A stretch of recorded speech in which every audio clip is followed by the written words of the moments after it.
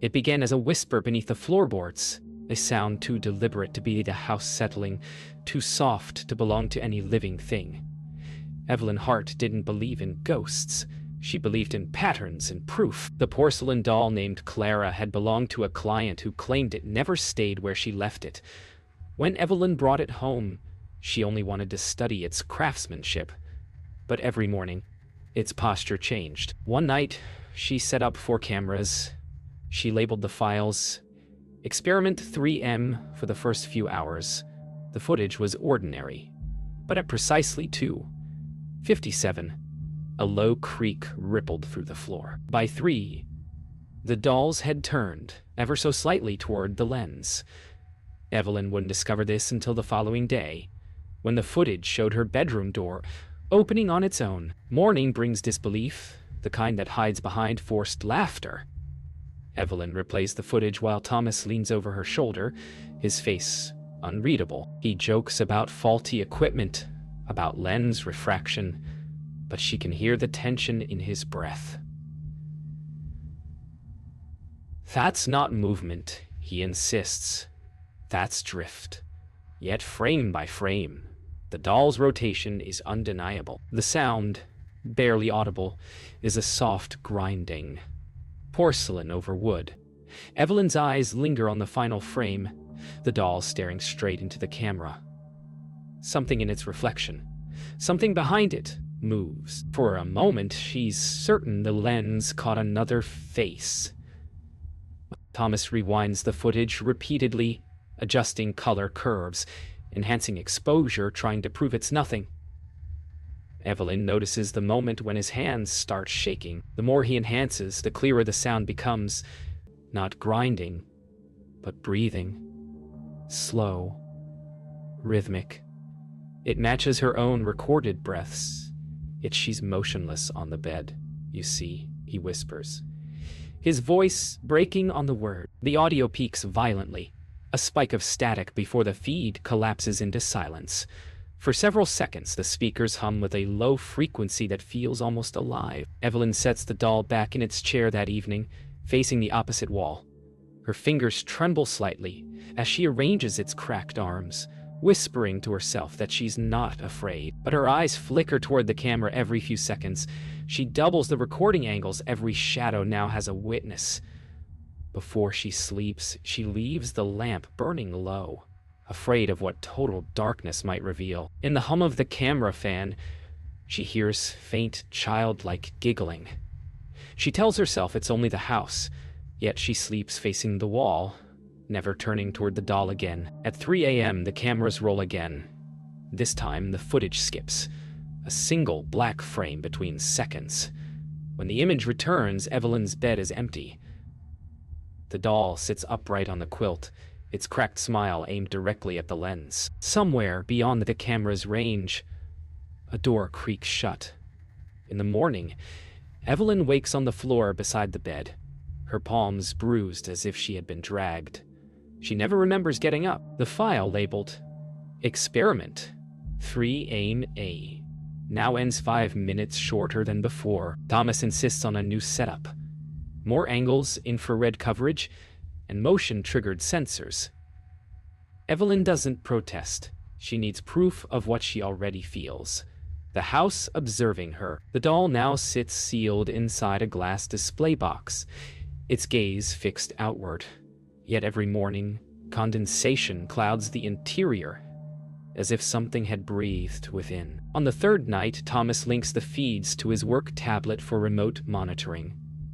At precisely 3:02 a.m., the signal freezes. When it resumes, a reflection in the glass reveals not the doll, but Evelyn, asleep, her image mimicking Clara's twisted smile. The timestamp rewinds itself, landing on 2:59 again. Evelyn begins logging nightly patterns. Door creaks, air shifts, minor sounds. The footage, however, shows inconsistencies, timestamps looping, seconds missing. Her notes tremble between disbelief and obsession. In one clip, her own voice murmurs, "Don't look," though her lips never move. The voice matches her tone, inflection, and rhythm exactly. Thomas dismisses it as a playback error, but Evelyn stops sleeping near the cameras. Instead, she dreams of eyes pressed against glass, watching her through her own reflection. Thomas reviews footage alone in his office, headphones clamped tightly. The doll's motion triggers become erratic, recording bursts of static, as if the house itself breathes. Then a frame flickers. Evelyn standing beside the doll at 3-0, motionless. Thomas pauses, rewinds. Evelyn wasn't home that night. She was at her sister's. He calls her, voice shaking, but the footage keeps playing on its own, the progress bar crawling forward. From the monitor's speaker, her recorded voice whispers, "Stop watching!" The power fails just after midnight. Emergency lights buzz faintly, painting the walls in sickly green. Evelyn moves through the house with a flashlight, recording as she walks. The beam lands on the display case, empty. Panic claws through her voice as she calls for Thomas, but no answer comes. The flashlight flickers once, twice, then cuts. In total darkness, the faint mechanical sound of porcelain joints echoes from the hallway. The camera's mic captures soft, deliberate footsteps moving closer. When power returns, Thomas finds her trembling in the living room, the doll back inside its case.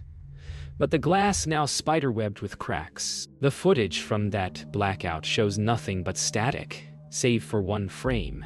Evelyn asleep on the couch, and behind her, Clara standing upright on the floor. Thomas unplugs every camera, swearing they'll stop. Evelyn only stares, whispering that she saw herself walking the hall with something else reflection in her eyes. Thomas begins tracking the exact frames of distortion. He discovers something impossible. Each time the footage skips, the camera records a frame from before it was even turned on. The angles shift subtly, as if filmed from somewhere else within the same room. A viewpoint that doesn't physically exist. Evelyn insists on watching it with him, though every second drains the color from her face. When the tape hits 3-0 again, the feed shows Evelyn standing beside the doll, both facing the camera. But Evelyn had been asleep the whole time. Behind her duplicate, a hand rests lightly on the doll's shoulder. Too large, too human, too alive. Evelyn's reflection starts lagging in mirrors, turning slower, blinking out of rhythm. She records herself standing still before the bathroom mirror, whispering questions to test reality. In playback, her reflection answers before she speaks. Each test ends the same way. The reflection smiles when she does not. The mirror glass begins to fog from within, letters scrawling backward. Stay still. Evelyn covers the mirror with a cloth, but faint tapping continues from behind it. Thomas's recordings now show inconsistencies in his own environment. When he leaves the room, the feed continues, showing him sitting there, motionless, staring at the monitor. The static shape of himself doesn't breathe, doesn't blink. On the following night, Evelyn insists they review that footage together. But when they reach the moment he leaves, the version of Thomas on screen turns its head and looks directly at them. The recording smiles. The live Thomas doesn't. Evelyn stops recording herself but begins hearing the whir of the camera even when it's unplugged. The doll's position changes daily, always inching closer to where she sleeps. Thomas sets up a live stream to capture the movement. But when he returns in the morning, the stream is hours longer than real time. In the footage, Evelyn never moves. The doll does. It tilts its head forward, lips parting slightly as dust motes drift like breath. And then, in one frame, it blinks. By the end of the week, the cameras show sequences neither of them remembers recording.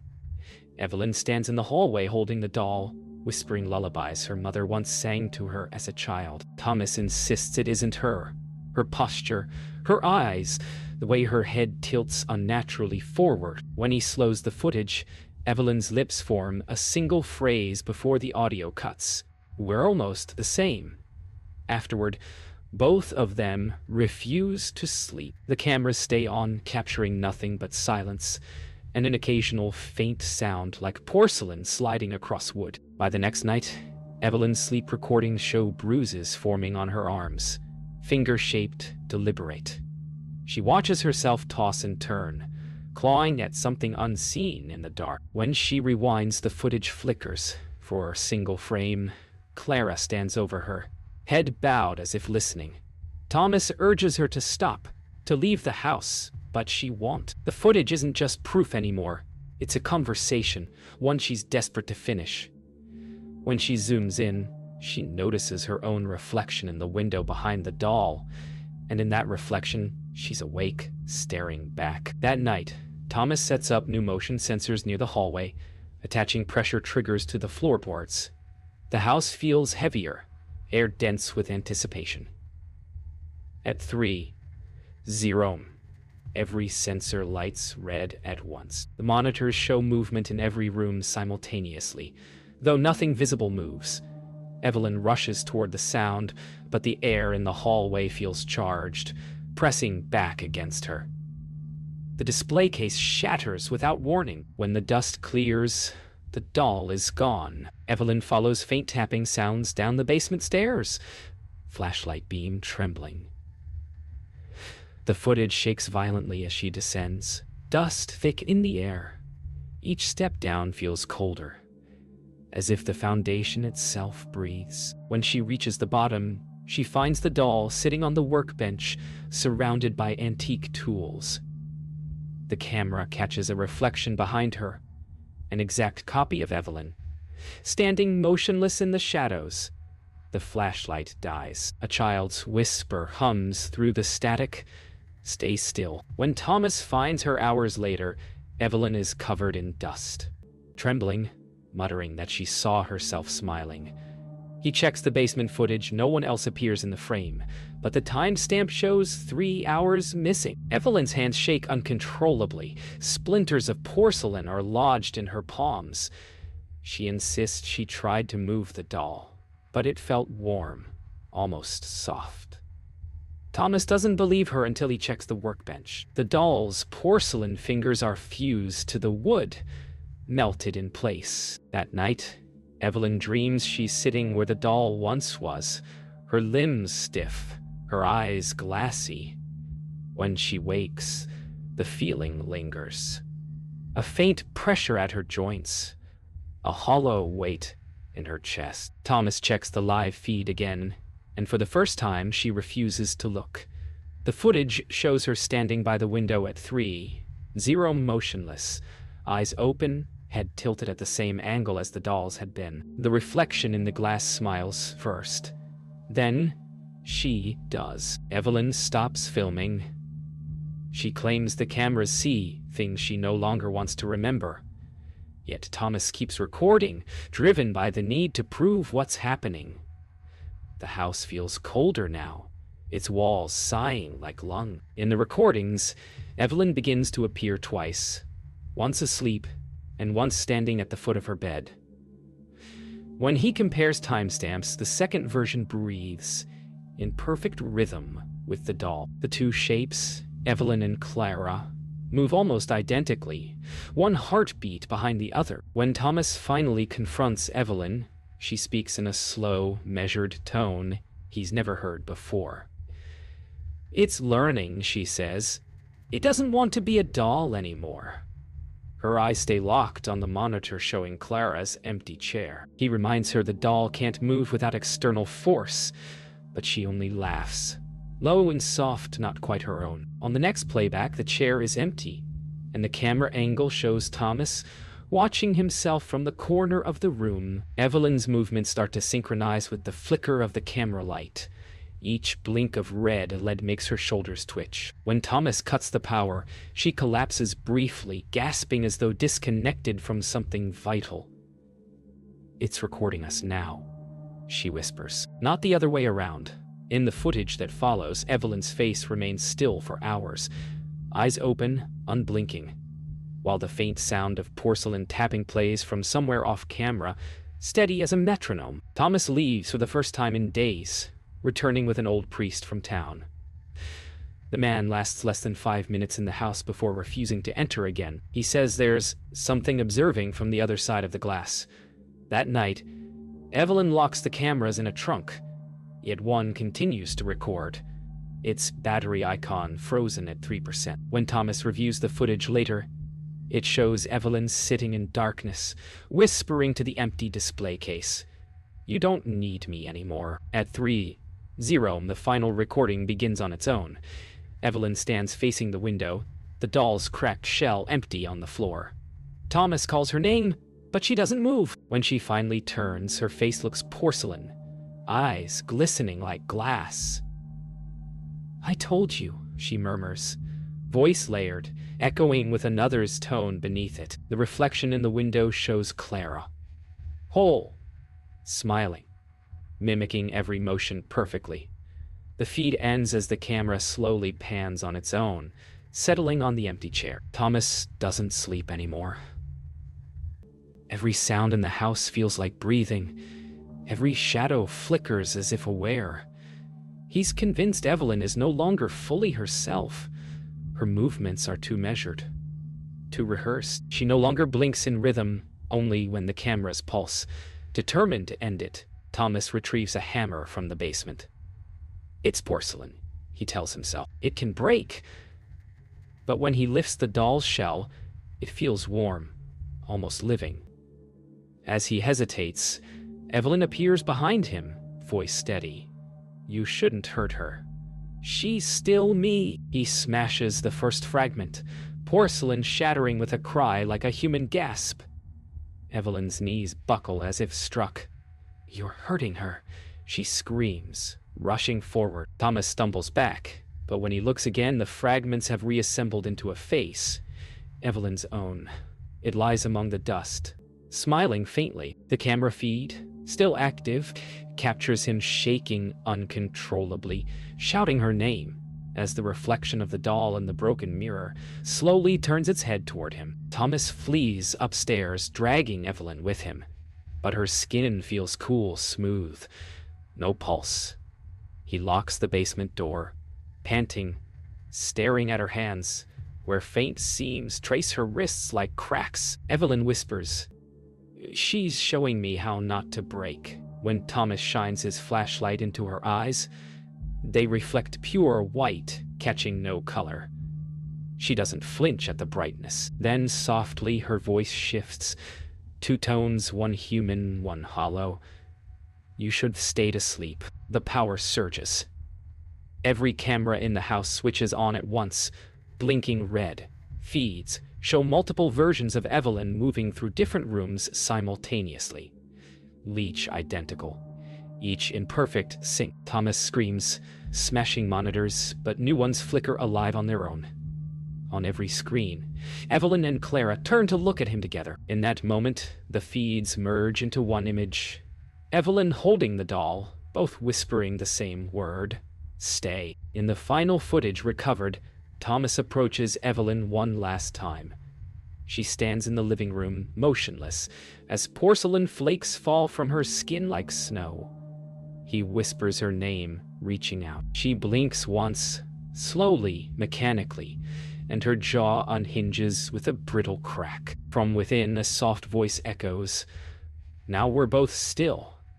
The lights die, the camera trembles, and the frame freezes on her expression, half human, half doll, eternally recording. Authorities found the house empty a week later.